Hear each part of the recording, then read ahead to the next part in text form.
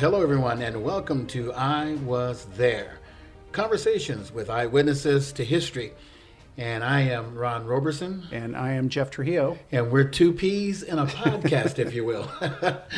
Just two old guys just having a little fun and getting to know people who were eyewitnesses to news. That's right. History. And so today we're going to set a little bit of history of our own. Yes. In that we have a special guest today that came to us through actual listeners of our podcast. Yes. And so today we're going to be talking to a gentleman named Norm Silvers. Norm Silvers. And he has a really interesting background about the early days of Los Angeles radio. Right. And well, not just information, but he's kind of like a pioneer in a way, wouldn't you say? Absolutely, absolutely. And I don't want to give it away, right. But he has a little bit of history that is very unique and has long-lasting ramifications. And so we're going to talk to him a little bit about that. Yes. But yeah, this came to us from our listeners, Dave and Tanya, and I want to thank them. And as we've talked about, we're hoping that as we do these podcasts, people will listen. People will say, hey, I know somebody. Yes. And this person saw this. And like so us, subscribe. They subscribe, and they contacted us and said, hey, we've got somebody that you need to speak to. So without further ado, let's bring in Norm and let's get the podcast going.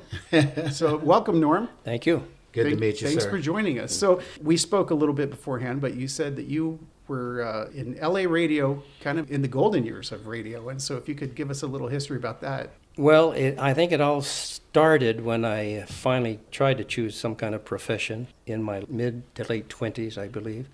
And I went to a radio and TV school in Hollywood called Don Martin School of Radio and Television Arts and Sciences, sometime in the middle of 1957. Went through the structure, the courses that they had, including the preparation for the FCC test for a first-class FCC operator's license. Got out of there toward the end of 1959, and I found out the chief engineer of a station called KCBH, 98.7 in those days on the FM dial. They needed another operator and announcer, I think probably just to work the board, the controls. And I got the lead that they needed somebody like on a Sunday shift. And I drove up to the station on top of Briarcrest Ridge in Beverly Hills and talked to the chief engineer and the program director at the time. Can't remember his name. Hamilton Williams came on later. And they hired me right out of the TV school, and I got the job working the board and turning on the transmitter and turning it off for, I think, 1 day a week for a while. And then I worked into a full-time shift at KCBH back in 1959. 1959. So going back to the Don Martin School, you had mentioned in our conversation that quite a few familiar names came through that training session. And so who were some of the folks that you got to meet there? The two that come to my mind, there were others, was Don Reverts was his name. Eventually he took the name of the real Don Steele. Yes, remember. And the one who did the broadcast of the Rose Parade all the time, Bob Eubanks? Eubanks. Yes, Bob Eubanks was there at the time. A guy named Jim Steck, I believe. I think he went on to KRLA for a career there, as did Bob Eubanks. And those are the three that I can remember. They were all good friends.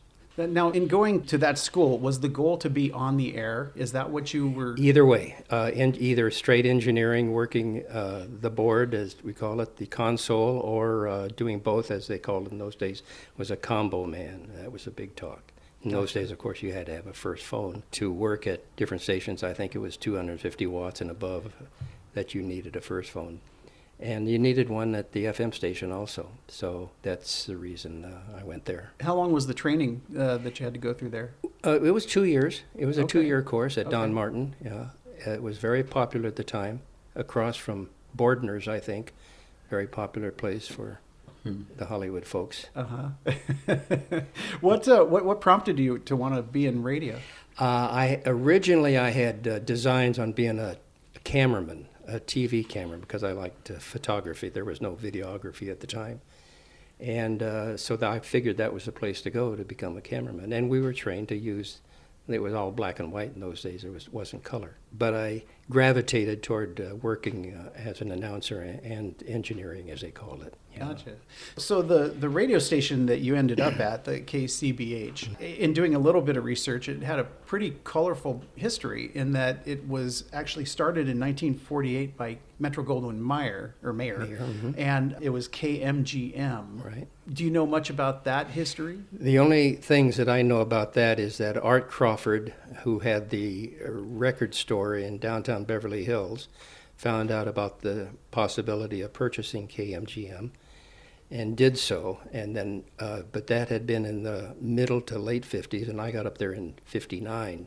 So Art Crawford had already set that up at 98.7. Gotcha. And so it's still 98.7 today, right? It's KYSR, I think. After they changed KCBH, they changed it to KJOI. I think it was the next one. I think Coca-Cola bought it originally from Art Crawford, and then it transpired to a number of other different owners.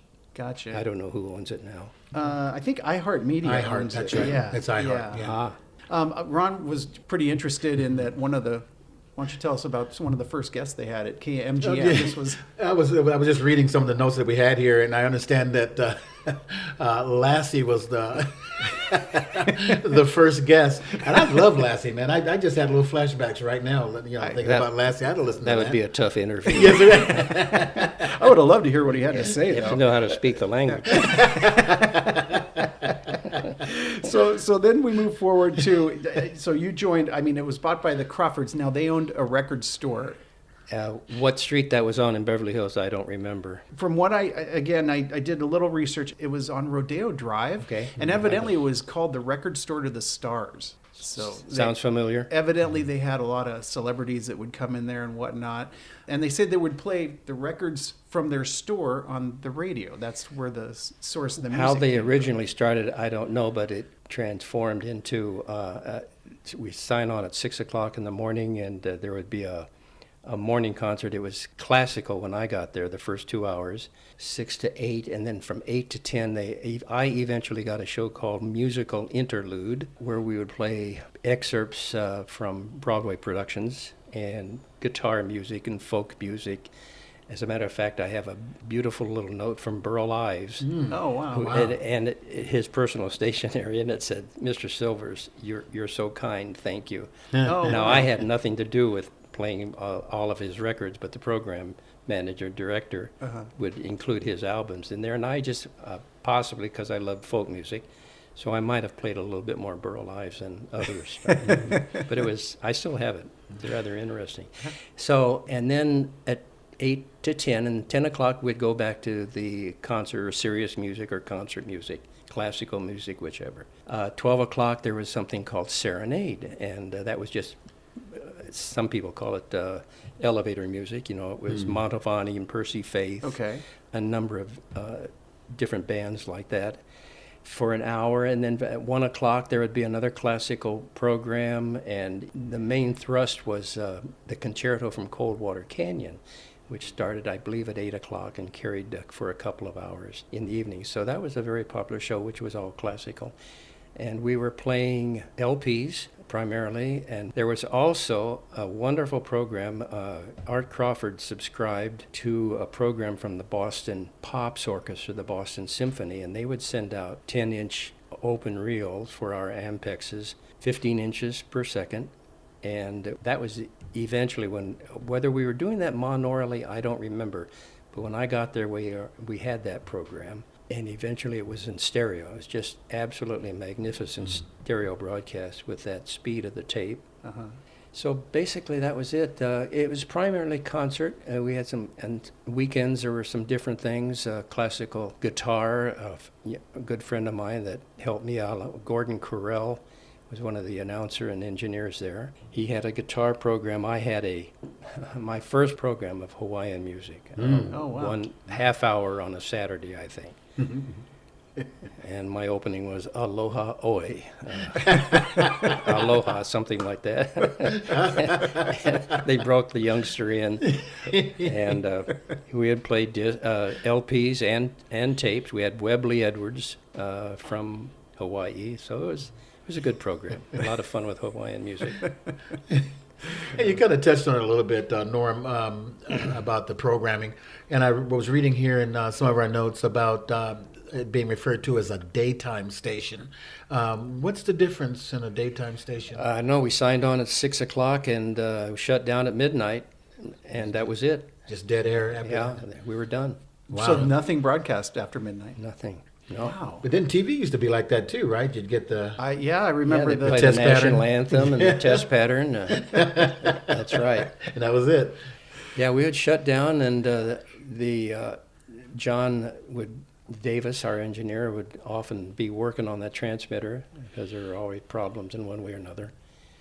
And there was another FM station, it was KMLA, I think they were 102.5. They had their antenna on the tower structure. So there were, it was KCBH at 98.7 and KMLA, and they had their own programming format. They were on the tower. And we eventually used them in what we called double FM stereo, and I can explain that to you when you're ready for it. Sure. Before we started with the compatible FM broadcasting, which was allowed by the FCC in, I think, 61, perhaps. I might have my years off. I think it was 61.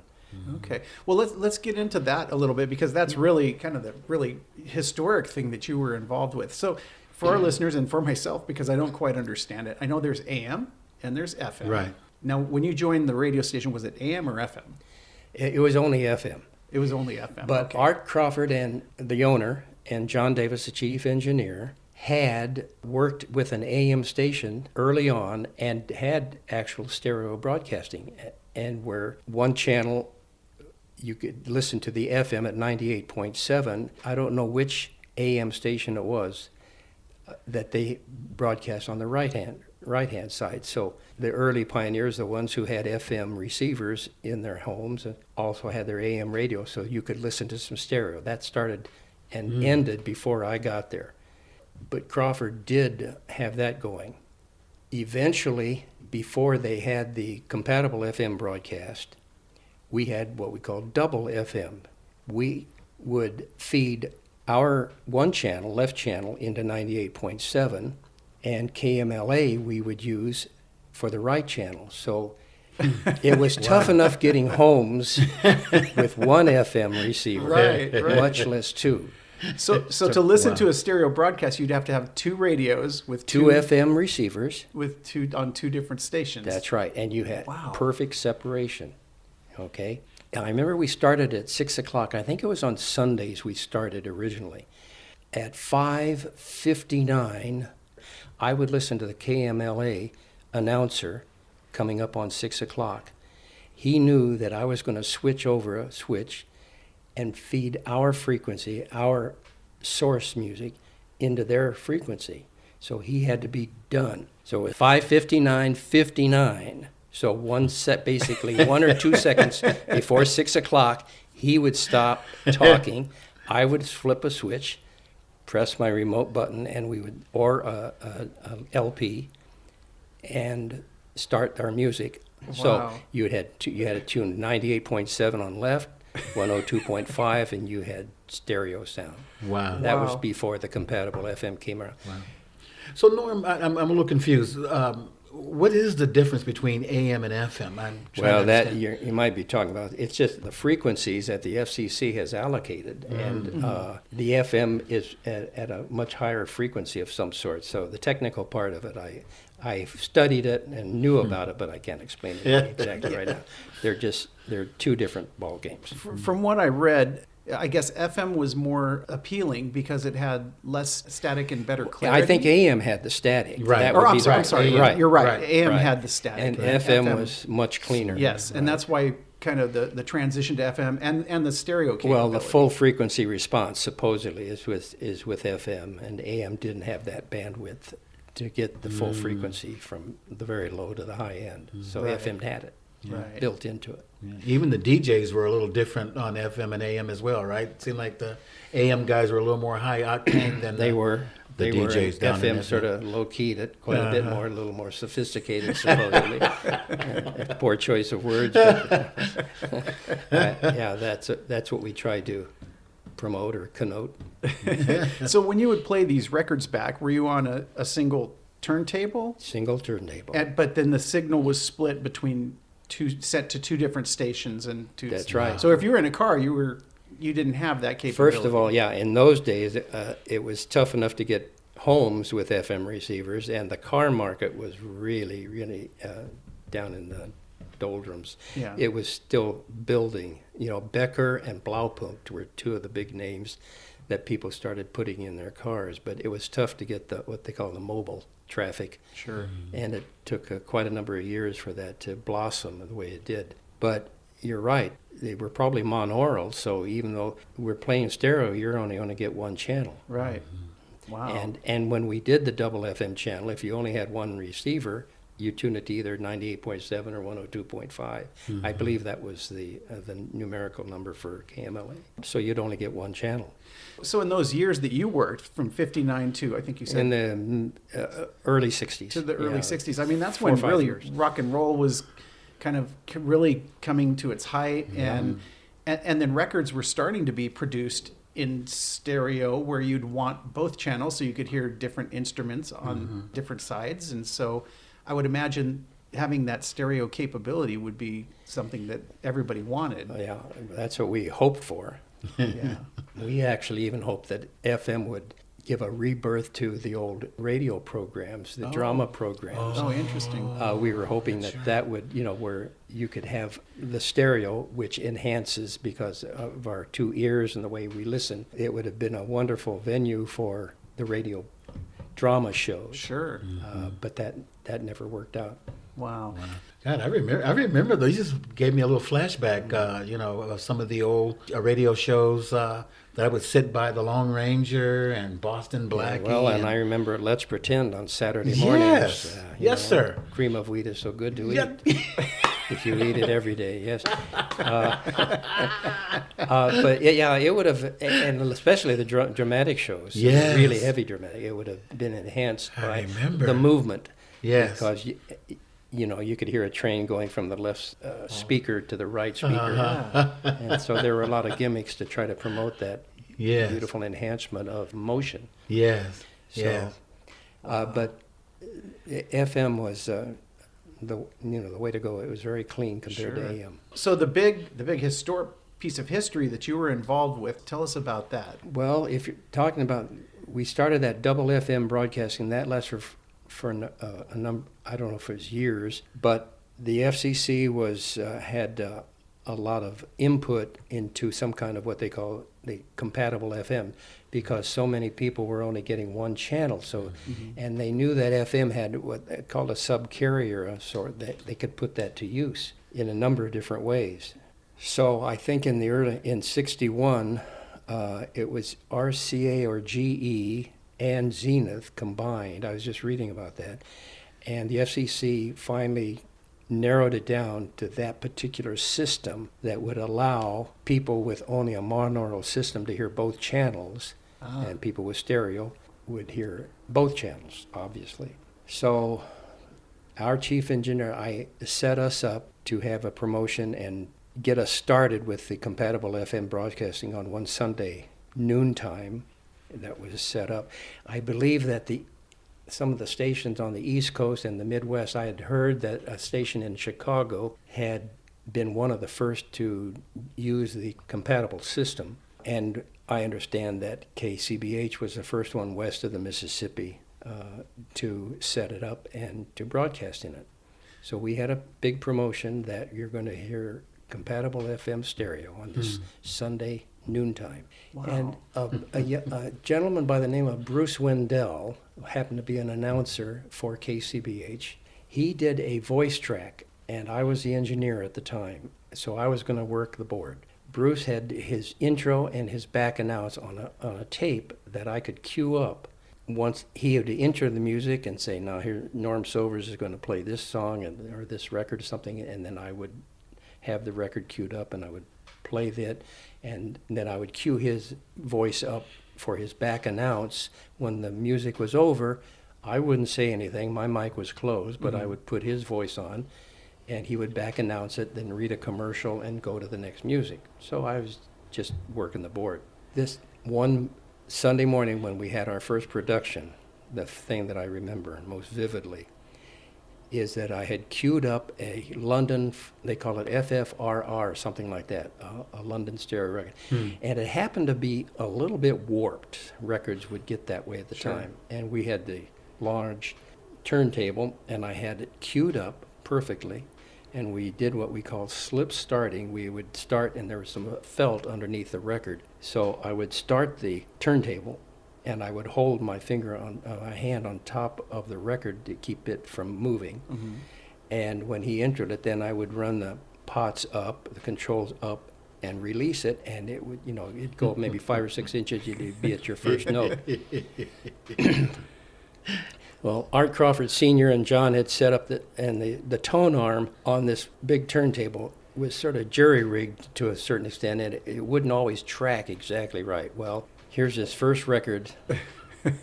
So this is the first time that FM is being broadcast in full compatible stereo, FM stereo, west of the Mississippi in the United States. Exactly. And I released that thing, and I ran both pots up. It wasn't a ganged pot at the time. I had to turn left channel and right channel up at the same.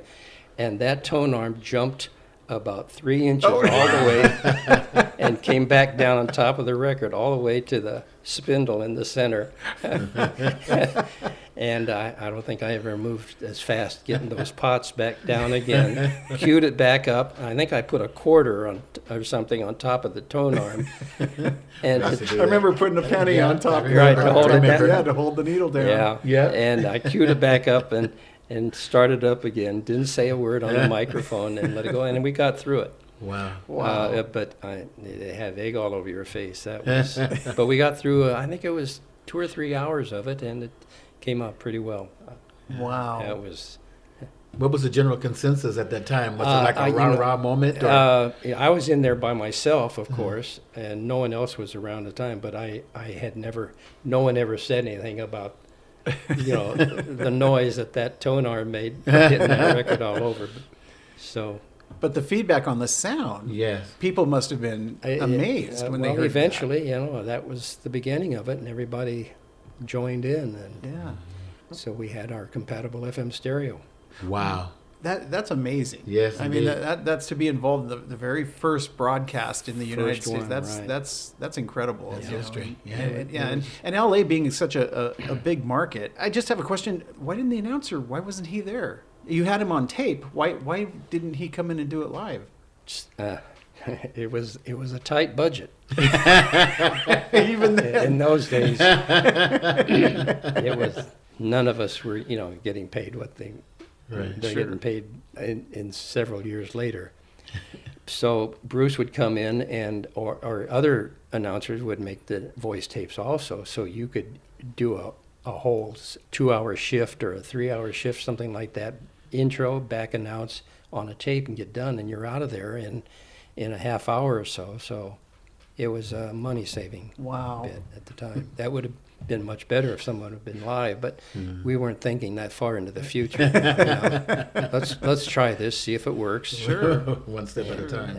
Wow. So your radio station, and you showed us some pictures, and we'll put some of those pictures on our Facebook page if you don't mind, just so people can kind of see what you were working with. Good looking guy too. Yeah, I'm jealous. We have faces for radio. Indeed. Speak for yourself, Chuck.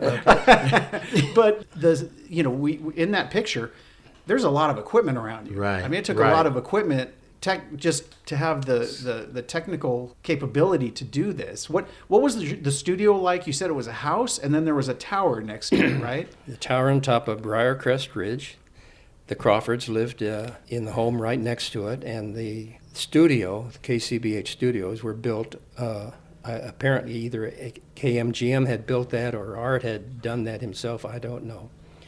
But it was built around the base of the tower structure. And John Davis was the chief engineer. John was a dear friend and passed away a few years ago. He did helped set up the transmitter and kept it running. It was 75 kW, kilowatts, and helped set up. The studio might have been there already, but John was influential in setting it up and having all the recorders and the console, the board sitting there properly, and everything working properly. And he was a genius at it. Wow. Now, I understand that the tower is still there. from what I was I reading. understand it is. And this is a huge operation. I mean, this tower, how tall was the tower? Oh, boss, whatever the standard FCC requires it, because they had to have that rotating beacon on top. Right. And that light had to be changed every once in a while because it would burn out. And they'd hire a youngster, teenager, to climb up there. Is that right? Changing the light bulb? And he could, yeah. And he had nerves of steel. It didn't bother him at all. I think it's several hundred feet tall. Yeah. From what I read. It's pretty tall. It could be. I'm not sure about a couple hundred. And it's on the top of a mountain, right? Briarcrest Ridge, yes. And that's basically between. Coldwater and Laurel Canyon, and just above Mulholland Drive. So you're in Hollywood, basically. Yeah. Wow. And I think technically they put the tower, from what I read, it was either the studio or the tower. They specifically placed it in Beverly Hills because that was KCBH, and they wanted to promote the fact that it was in Beverly Hills. Well, that stood for Crawfords of Beverly Hills. That's what it was, right? Amazing. Wow, He was amazing. promoting- Yeah. Wow. That's amazing history to me. I mean, and again, to be working in the kind of those golden years. Tell us some of the. You were telling us before we started this some of the shows that you did and that you would play, and some of the artists that Celebrities, Did you yeah. get to meet any of those? The only folks, one or- that I ever met was Morton Gould. For some reason, the conductor had come up to the station to promote one of his albums and have a picture of the two of us standing in front of the transmitter holding one of his albums. And we chatted for a few minutes. Eugene Ormandy had come up there. I don't think I was there at the time, but supposedly he might have come up to the station. But I did talk to him on the phone one time and chatted with him, and there was something going on, some kind of promotion. But those are the only two that I remember. The concerts in Coldwater Canyon. What were those records or were those? They were all LPs, or I think we did the 15-inch tapes from the Boston Pops and the Boston Symphony on Concerto from Coldwater Canyon. And there probably were some 7.5-inch reels that we had at the time. And those were 2-track. It was before the 4-track came out on the 7.5-inch reels. Interesting. And that was a money-saving effort by the record producers because it was expensive to have those 2-track 7.5 inches, so they were able to use the 4-track and you run through and then turn around and come back. Interesting. Yeah. Yeah, it's just amazing. What did FM mean to the artist? Was it sort of a game changer, if you would? I wasn't the artist, but all I know is that we believed in the beauty of the sound. Yes. And the full frequency response, the cleanliness of it, and that we thought it was going to be the future of broadcasting, and that AM would fade away and die on the vine, but of course that never happened. And whether FM has ever reached its full potential, I'm not sure it ever has. Again, going back to the thought of the spatial response on dramatic programs or ball games or something like that. Sure. But now on television, it's they have the stereo signals, and I got 5 or 6, 7, 8 channels on stereo, so they've come a long way. Yeah. I mean, if you think about rock and roll, and I know, I grew up in the 80s, and Ron, you're a little older than I, but if you think about rock and roll in those albums, and I mean, it was a big deal to be able to hear the different instruments in different ears, and then when headphones became popular and you would listen and, I can hear the drums over here and listen to what they're saying over here and the different parts. It was a big deal. Yeah, it was thrilling, especially when you had the kind of amplifiers, the Macintosh tube types and all the great manufacturers, and the sound was so clean and beautiful sound, and it was a treat, and we believed in it and thought it was going to go somewhere. Sure. Well, I would say it did. I'd say so. Yeah, sure did. Now, you said you were both the engineer, you did engineer work, and forgive me, I forget the other positions you did. It sounds like you might have worn a lot of hats in that studio. Well, yeah, in those days, they called it a combo man when you came out of the radio school and you had your first phone or their first class FCC license. If you were a combo man where you could announce and engineer and had the qualification, engineering meaning just to play the records and cue them up. You're not going in changing some of those huge tubes in the transmitter. Or the light bulbs. Yeah. As a matter of fact, we'd stay as far away from that transmitter as you could because it had a lot of heat. So that was the way we looked at it. So you did do some on-air announcing, you said. Eventually, getting back to the combo man. So Yeah. that would enhance your ability to get a job, especially in AM radio, is what a lot of the graduates from the school did, to be able to announce and engineer. Because if you just could do only one, and there were those kind of folks. And when I worked at KPOL, I think it was 1540 in those days, AM and FM, and their transmitter was up in El Sereno, just by Pasadena. I would do the engineering or play the records and the tapes and take transmitter readings, and there were always a couple of announcers working in their booth, and I would control their microphone. They would play their own records, but they had no most of them didn't have a first class license, so they couldn't technically be playing records or working with the transmitter or the board somehow. So Interesting. So that license gave you license to do all of those things. qualified as far as the FCC was concerned to interesting. be able to handle that kind of equipment and knowing what you're doing, especially when you go out to the base of the transmitter and take the readings that the FCC required every night at a certain time or a certain time of the day. And you'd have to change the pattern in AM, change the pattern at a certain time so that your frequency wouldn't dovetail or go on top of someone else's frequency. As a matter of fact, there were people, we got mail from Australia who would, because the heaviside layer would raise up at night, and the signal would bounce all the way down there. And there were people, Wow. So you had to change, certain stations always had to change patterns, especially if they had high wattage. Wow. So that it wouldn't interfere with someone else's frequency. Wow. So, Interesting. and the FCC said, well, we better have someone qualified who knows what they're doing. In order to, Right. so everyone's not stepping on each other. Right, basically. right. Wow. Do you have any idea what your audience size was No, in those I days? know those days. It was small, of course. Yeah. It was very small, all FM, in the late 50s, early 60s, and then it started burgeoning. But probably covered all of Los Angeles and maybe some of the valley? All of the Los Angeles basin. Uh-huh. How far out further than that, I don't know. Had to be a huge market. Yeah, I at that time, yeah. It was, and we had salesmen that would go out and try to sell time. That was another issue, is getting people to buy time. Yeah. And on FM, and you're selling something. It was, well, how many FM receivers have you got out there? Well, I don't know exactly, but I'd like to have you buy this time anyways. So there was a lot of blue skying going on. How big was the staff there?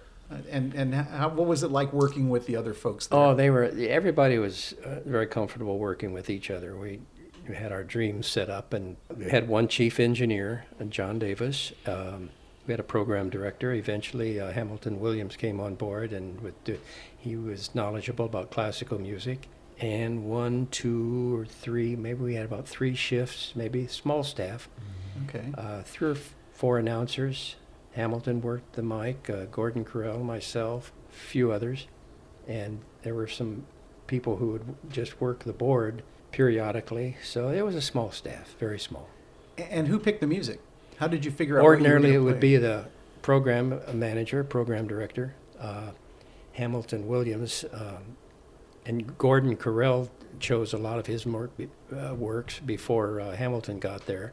And I could play, here we'd see the album of Percy Faith or Mantovani or the Broadway, and it was my choice on which ones we played. Ordinarily, we just let it track through, and there'd be a little bit of dead air as it spiraled through from one band to another. So would you play we an didn't have to entire- keep it real tight like AM broadcast. Right. Gotcha. Did you play an album in its entirety then? We could play the whole side of one album, sure. Really? Wow. Yeah. Wow. There weren't a lot of spots. There weren't a lot of commercials, so we had to fill that time. And I think we had a policy of only 4 commercials per hour, so that was also a dream, as if we could keep the commercials down Yeah. and make enough money to keep it on the air. That would be the best of all possible Sure. worlds. Right. Yeah. But it doesn't work out that way. Boy, that's something that hasn't Especially gone today. away, has it? No. There's commercials on everything now. We probably right. have commercials on this podcast Yeah, that we don't even pretty know. soon, yeah. Did you ever have to do any editing or anything? Any splicing? Yes, I had to do that on the quarter-inch, the tapes.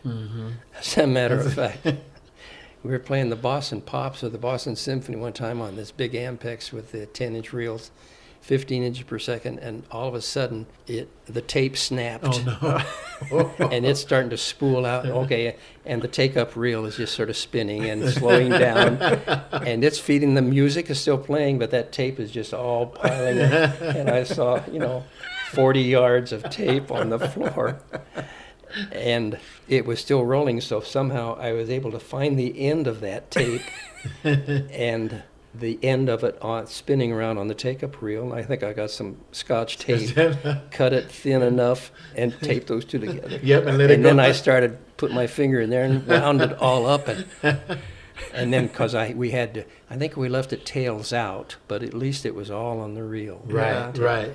Yeah. Big spaghetti mess. You And look at that and commercials? say, this can't be happening. Commercials were the same. Did you have to do carts for your commercials, that kind of stuff? No, all of ours were live. All of ours were live. Eventually, I'm trying to think back when we had no carts at the time, cartridges that we fed in there. There were some on tapes. There were audio tapes, I think the 7.5 inch. There were some audio tapes that we used for some commercials. We read most all the copy live. So, that came later. Yeah. Wow. Yeah. I don't want to put you on the spot, but do you remember doing your call sign? Do you remember what you would say when you would do that?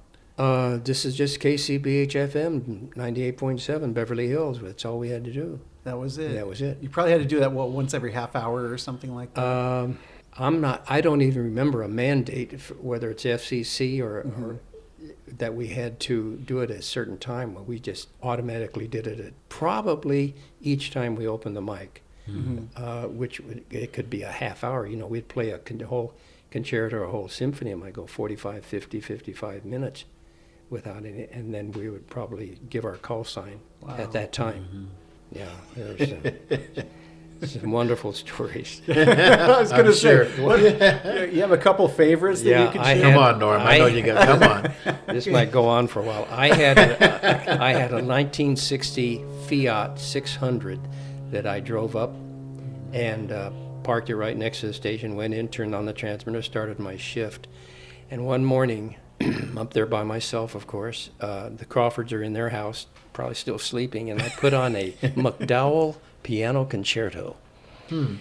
Let it play, and we had speakers outside. John had set up a speaker outside so we could turn it up. If we happened to go out of the building, you could hear the music playing. If anything happened, you could run back in, because they were known to stick in a groove periodically, or a tone arm bouncing around, as you've heard before.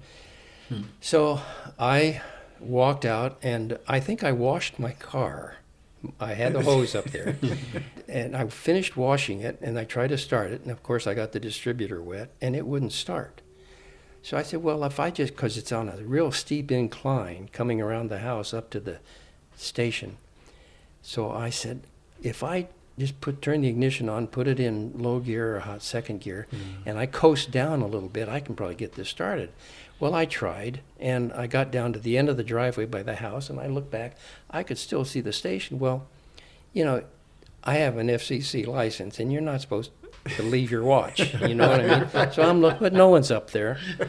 So I said, well, I got to get this car started now. So I tried it a little bit more, because it's downhill all the way to Sunset Boulevard. Sure. In the Hollywood Hills. Now, so I'm still going, but there's a fire road that led up from the back of the Crawford's place, and it led down to Mulholland Drive, quarter of a mile down, or less than that. So, but there's a chain across the fire road, but I got close to it, and I reached out of the driver's side, and I lifted that chain up, and I was able to get my Fiat underneath it. Wow. Okay, because I'm going to get that car started. So I'm looking back up. I'm several hundred yards away. I can't hear the music anymore. I got all the way down to Mulholland Drive, a long way away from the station. That music is still playing. Yikes. And I'm looking, and I stand there, and I look, I said, I don't believe what I've just done. I coasted down Mulholland Drive to Laurel Canyon. Somehow I got there, ran into an elementary school, went into the principal's office, and I said, whatever her name was, I said, could you have somebody give me a ride back up to the radio station? No one else has ever heard this story. Trust me. She said that she got the custodian, God bless him. He got in his car, and we went straight back up the way we came, and I got up to the chain that was blocking the road, jumped over that chain. I thanked him very much, ran up, and I'm out of breath. I get back, and there's nothing coming out of the mute. Oh, no. Because it's been half hour, 40 minutes already. Long record. And that record is going in the center. No one ever called. Don't answer your question about the size of the audience. I'm not sure anybody ever heard it, but I'll never live that That's down. funny. It was a nightmare. I can't believe this is happening. What did I just do? I had visions of losing my license and being fired. Yes. That's funny. How unique to have, like you said, it was their house and the radio station Right next to door it. to Yeah, each other. the so. family-run business. Wow. The Wow. Crawfords were good people. Well, that's great. Well, so then you ended up, and we'll just kind of wrap this up with You bet. You were in radio for how long, and then what you ended up? 7, 8, 9 years, and I had gone back to Arizona and went to Arizona State and got a bachelor's degree and ended up with enough hours to get a teaching credential. Came back to California and went into education. Taught school for 30 years and retired in Where'd you teach? 2003. I was at Catella High School. I was in Serrano Intermediate. I was at Orange High School. I was assistant principal at Magnolia and wow. Cypress and Anaheim High School. Oh, wow. That's where I retired from. Yeah. And what did you teach? What was your... I taught Spanish, history and Spanish. Spanish was my minor, and I ended up teaching Spanish for quite a few years. And then the last 10 years, I was in the administration at the high schools. Yeah. Wow. That's amazing. Yeah. What a career. It's quite a career. What do you, if I'm jumping ahead, No, Jeff, no, go for it. what do you think about the way radio is today? And even this podcast is a whole new thing. Yeah. It You know, is. That's passed me right by. But I still look back at the days of dreaming how FM could be what we had all hoped it could be. Great sound and great programming and educational.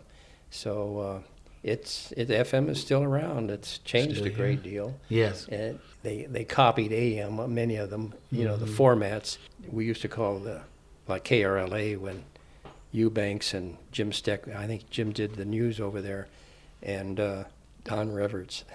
We called them, those radio stations were called screamers in those days because, there was a lot of yelling going on, especially Don, but he was a great guy. So to answer your question, it's come and it's gone, Yeah.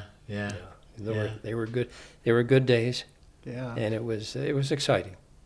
And how interesting that, as you said, with the stereo capability that the FM has, that it wasn't explored to its extent with theatrical radio. Right. That's a really interesting It is. Yeah, It is. perspective. Yeah, it could have added a lot to it, but it never went that way. Wow. Yeah. Well, I'm speechless. Me too. I just find you absolutely fascinating with your career and all. And to work in Hollywood at that time, I Yes. mean, what a magical time with Yes. with the music and with the style. Yes. And, I mean, Yeah, there were a lot of dynamics going on in all sorts of areas, and Yeah. everybody was hustling to do something neat. yeah. Right. Yeah. What was it like living in Hollywood during that time? When I was there, we were going to school and then working odd jobs. I was working at the Bank of America clearinghouse in downtown Los Angeles. Oh, boy. I think I had the midnight shift. I would drive down the Hollywood freeway at 11 o'clock and leave the building at 7 in the morning and drive back and go to class at Don Martin's and be out by 1 o'clock and go home and go to bed and wake up when not knowing whether it's daytime or nighttime. Yeah. So anyway, it was, you were young and you're chasing your dreams. Yeah. Yes, indeed. Wow, what a dream, though. And you actually got to do it. And you were there. You were there to actually make history happen for the rest of us. Yes, yes. Especially the high fidelity business at the time, and going to the trade shows with all the amplifiers and speakers and everybody. It was just a glorious time of people dreaming Wow. about great sound. Yeah, sound. Wow. Where would we be without sound, huh? Some of the stuff that we do. Just amazing. I've often thought, if you lose any of your senses, which would you choose, your eyesight or your hearing? And I'm inclined, I would rather be blind than lose my hearing, because then I couldn't hear Can't music. communicate. Yeah, and music. I couldn't hear music. That's right.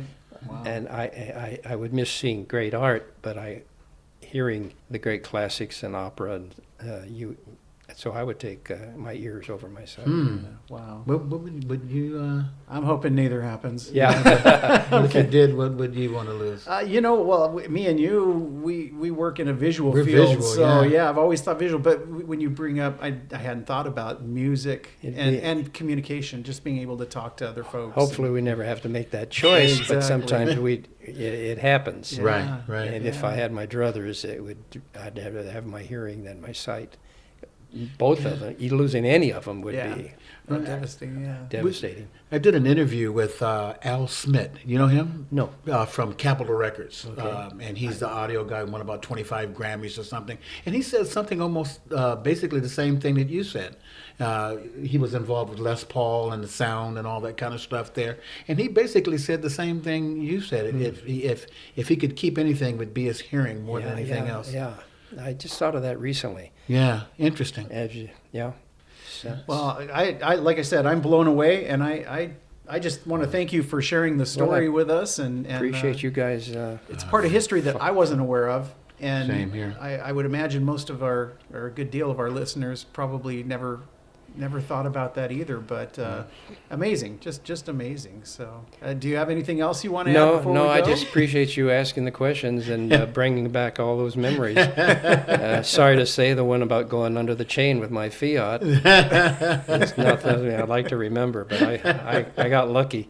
I think we've had our own Fiat moments. Oh, I can think of a few. Well, thank you, gentlemen. Well, thank you, Appreciate it. sir. Thank Really you very appreciate much. it. Wow. Ron, why don't you take us out of here? Well, man, gosh, I don't want to leave, but I guess we have to, huh?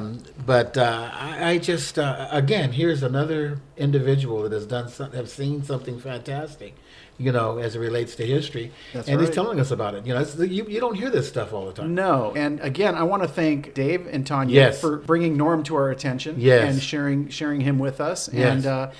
And I want to encourage our listeners, if you know somebody, please let us know. Reach out to us. We're on Facebook. If you look up I Was There, search the I Was There podcast. You can find us on Facebook. Let us know. Soon we'll be going to Zoom, so we'll be able to do longer distance Yes. interviews. But Yes.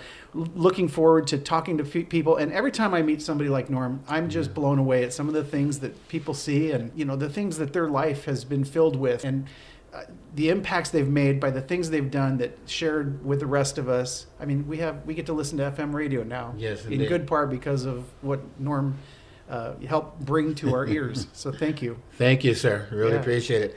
And we thank you all for joining us on this segment of I Was There, Conversations with Eyewitnesses to History.